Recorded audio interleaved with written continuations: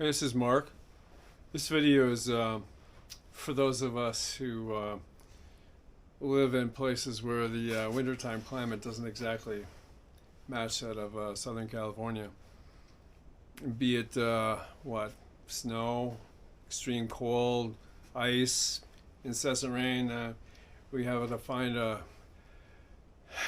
hard time finding an opportunity to ride our machines very much, so it's easier just to put them away, store them over, whatever, 2 to 4 month period of time. So this is a video to help give some peace of mind to those that are faced with that dilemma, how to store your wheel so that it's retaining as much of its original battery capacity and functionality as possible over longer periods of time. So we'll get into that. And right up front, this should work. This method should work for any wheel that has an active, live charging port. Begode, the older Begode wheels have that. There's battery voltage right at the charging port all the time, even if the wheel's off. In that situation, this works. I'm going to be demonstrating it specifically for the MCM5 and the T4 Begode. All right, on with the show. I've been walking past this T4 for like over a month now, thinking every time I see it and think about it that I should be discharging it because the opportunities for riding are getting kind of slim. In fact, within 2 days, it's going to be a week where the daytime temperatures don't exceed like 0 degrees F, so it's time to get on that. When I last checked it, it was in the 90%, a little over 90% charge by EUC World. So we'll see where that's at now and put it on the discharging device. We already got set up.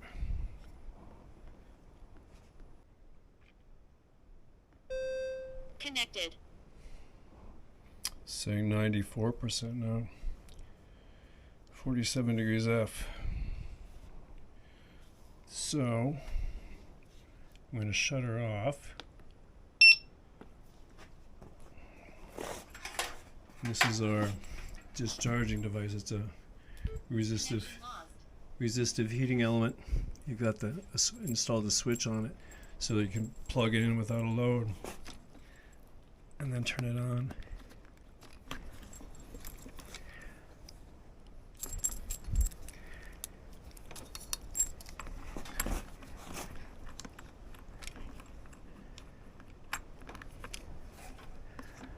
Plug goes in nice. It's a 5-pin GX16. These clamps are here to help stabilize the thing so it doesn't tip over. Turn on the element. See what the temperature says. You got the thermocouple at the air temperature going off the element. Should rise pretty fast. It's only like EUC World said it was only 47 degrees in here. This is the specs for it. Off the end of the cardboard box. It's just a baseboard heater element, 240, 208 volts. Works out to 76 ohms, which is 1.3 amps at 100 volts or 128 watts.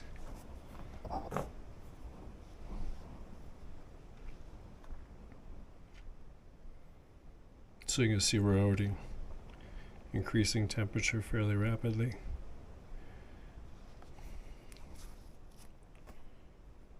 So this will take a few hours to get down to 50%. We'll record the time and come back and check it in a couple hours. But the question is, why bother doing this? And we can see here. I just ran across this on AliExpress this morning while doing research on the batteries. They're asking in AliExpress for OEM quality batteries. They're asking $1,500 for a replacement set of 4 packs. So I mean, even if you can save, 1% of the battery life a year by going through this process, it's still well worth the trouble and money, because the system I'm going to show you, which is an alternative to this, which is less commonly available, and $50 if you have to buy it new or even used, is much less costly than this. And not only that, but it doesn't take up so much room. It's easier to store, not so bulky. This is just mounted to this workbench because it happens to be an easily accessible place to get mounting screws drilled in. I can move it out of there when this time of year is over. But yeah, the temperature's increasing rapidly, but it's a very low watt density heating element to begin with, and we're using it at less than half of its design voltage, so it's not going to get very hot. So we'll let it go. Check on it later. It's 5 o'clock, so like 3.5 hours after we started. We're checking the percenting, and we'll turn it on.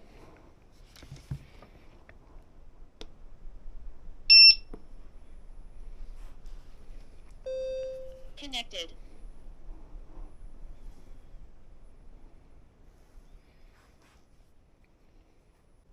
Seems to take the app a while to EUC World app a while to stabilize its reading. By the numbers, actually at 128 watts consumption by the heater, and 50% of the charge of the T4's batteries, which would be 900 watt hours. It should take almost 7 hours to go down to 50% from 100%. We're at seems to be stabilizing right now at around 58%. So we'll let it go a little bit longer. Try to get down to 50%. Check back in another, or like at least probably not 50, but somewhere between 30 and 50 would be fine. So we'll check again a little bit later. It's 6 o'clock now. It's been 4.5 hours. We'll check the status again.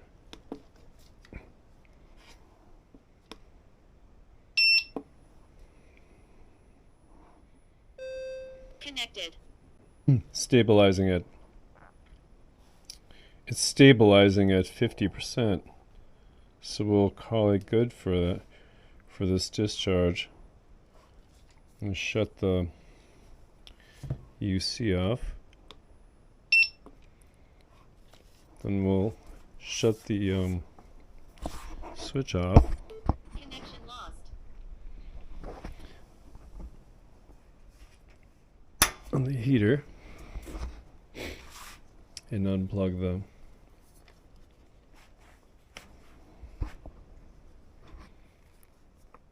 the GX16 connector.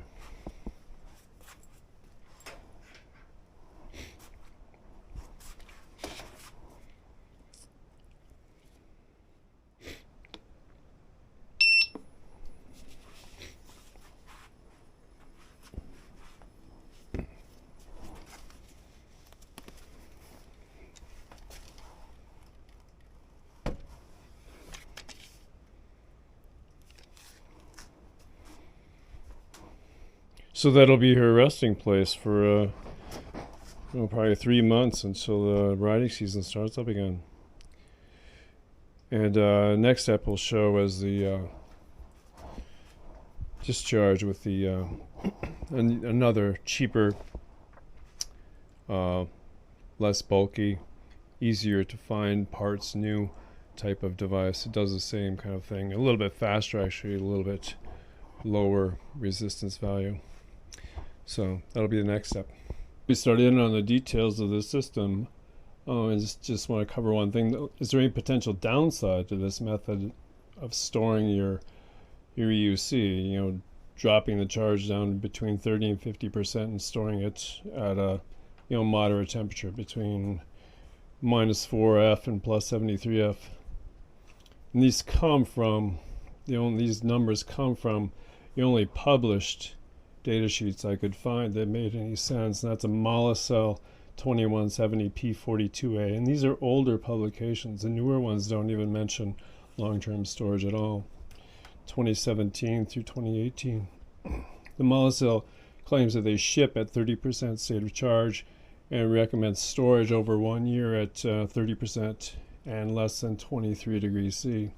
Whereas the Samsungs, both the 50E and the 40T, again 2017, 2018, same temperature range, minus 4 to 73, which is minus 20 to plus C, and 30% X factory. And they're recommending that for anything over 3 months. So the downside seems like minimal. There's no, if you don't do it, if you don't discharge, you may suffer some loss long term. The downside of doing it is only your investment, which, as you can see here, is pretty minimal, and your time involved in doing it. So if it's, worth the peace of mind and the extended life, well, go for it. But the heart of the system here is this reflector type heat lamp bulb, 250 watt. And it's held in a separate item called a brooder lamp, which is made for farm use, or keeping small animals warm in cold weather, like baby chicks and baby piglets. It's got a hanging bail, and it should have a protective wire bail over this too, to keep that heat lamp away from combustibles. 250 watts, reflective on the back, plus an aluminum reflector and a porcelain holder for the bulb, because it gets very hot. And then we've got just a household outlet, 15 amp outlet in a box of some kind, plastic or fiberglass would be ideal. 18 gauge 2-wire lamp cord, and in the case of the MCM5, we got a 4-pin GX16 connector. This is an example of the GX16 connector box off of Amazon. There's 5 sizes, or 5 each of 4 sizes, 2, 3, 4, and 5 pin. This is the connector that is an example of this particular connector. These are the 2 parts that make up this, and this is the mating part, which is actually part of the MCM5 EUC. It's this mating part. So the easiest way to determine the pin out, if you don't know it, I've already established it for these machines, but it would be to use the charger that came with your machine and insert this side of the plug into your charger, because it's very hard to access with probes, with voltmeter probes. It's very hard to access this otherwise. And plug this in to your charger while it's unplugged, and then you would use your voltmeter probe between the pairs of pins until you found the 2 that registered the proper. There's only 2 on each connector that you're going to be able to measure voltage between.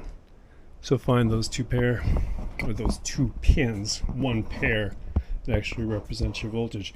The other is the extra pins on the Begode wheels are simply a way of physically keying, so to speak, the connector to the proper voltage charger, so you can't accidentally plug an 84 volt into a 100 volt machine, or vice versa.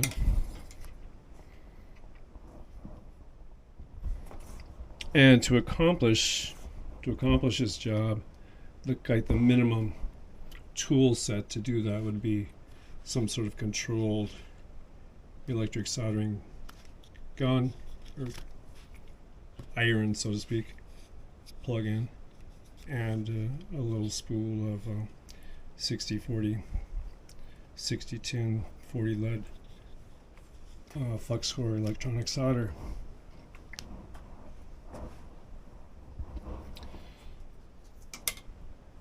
So this chart goes over the two models, the T4 and the MCM5. The OEM charge on the T4 is 5 amps output. MCM5 is 3. The GX16 ports, pin count 5 and 4. And the active ports on the T4 are 1 and 5, and 1 and 2 on T4 is 1 and 5. The MCM5 is 1 and 2. Battery capacity on the T4 is 1800 full. Half charge is 900. MCM5 840 and 420. And the voltage on the T4 is 100. MCM5 is 84. So now this section here applies to this heat lamp. I, as it's designed, is the 250 watts at 120 volts.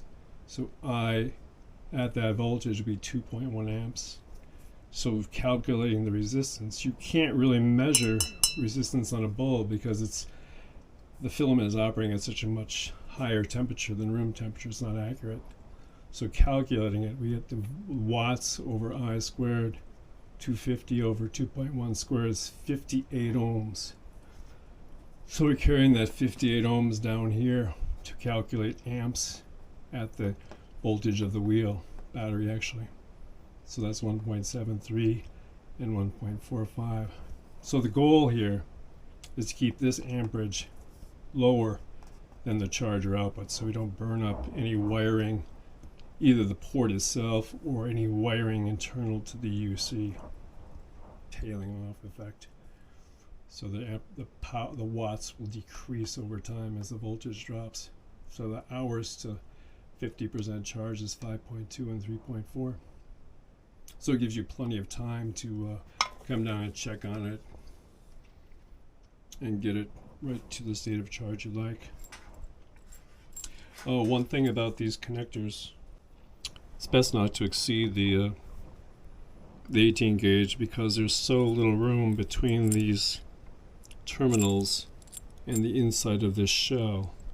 If you use too thick a wire, it'll be very hard to get this back on there, and also to not put on excessive solder, because you don't want any contact with these terminals.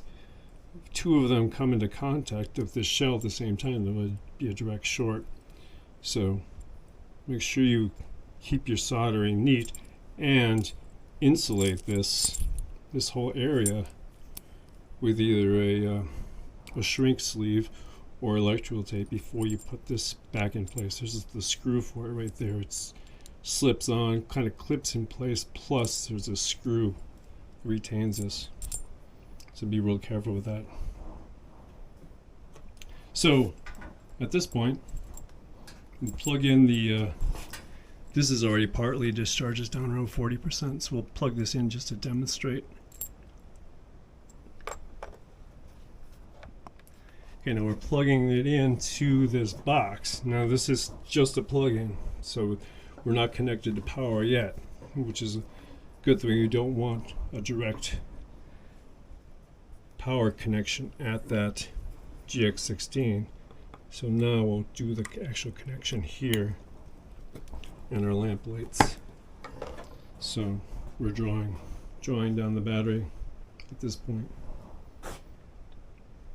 at 84 volts instead of its design 120. But either way, you want to suspend this thing in the air so that it doesn't, because it's giving off radiant energy. It's going to heat whatever it's close to, melt things, burn things, whatever. You want to suspend this in air well away from any combustibles during the whole time period that you're discharging.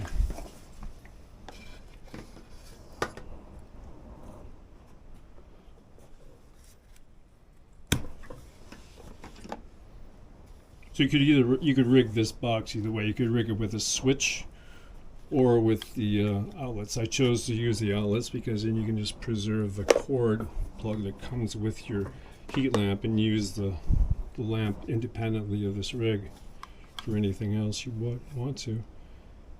And the other option you got is you can, while this is discharging, you can measure voltage in the other outlet by putting voltmeter probes in there. So that's pretty much it. A fairly simple, inexpensive. I mean, this whole rig, these bulbs are about $10. The brooder lamp itself is $10. This outlet box and piece of wire is probably less than $5. And this whole set of connectors was $10 on Amazon. So, good luck. And, you know, sleep easy with the idea that your wheel is resting soundly in the unused part of the winter. We'll be ready for a fresh charge come springtime. That's all. Mark, over and out.